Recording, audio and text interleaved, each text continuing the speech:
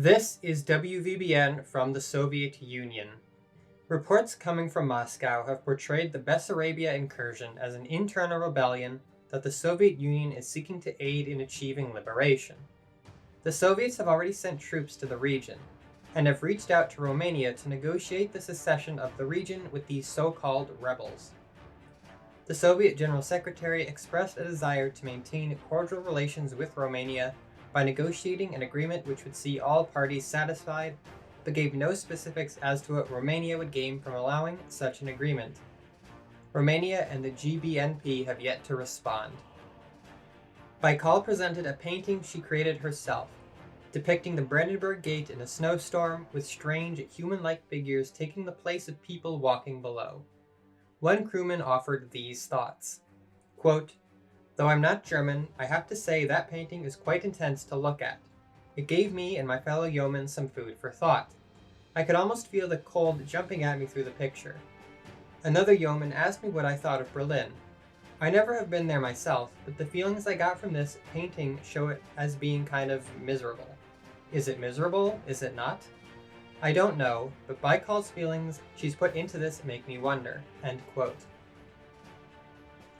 When asked for comment on her thoughts about her new life, Baikal offered the following. Quote, "Out here it's rather cold, but I am at least with comrades. I want to thank those at home for believing in my journey. What I depict here is no more than a shadow of what I once knew."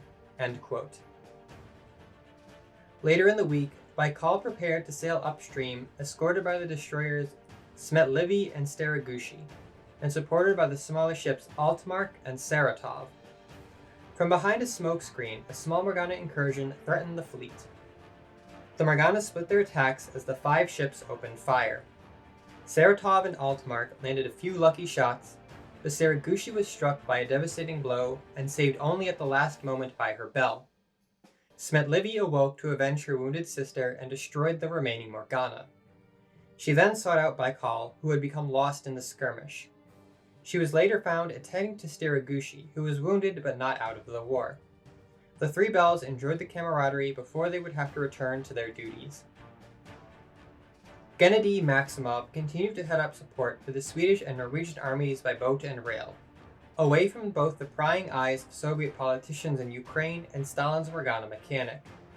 He appealed for help from the General Secretary with vessels who had become trapped in port after their deliveries.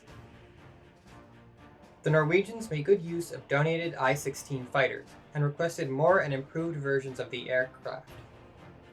Vladivostok's improvements continued with the opening of new shipyards and patrol vessels, especially needed as cargo ships were disappearing in the Sea of Okhotsk and the Bering Sea. This has been WVBN from the Soviet Union.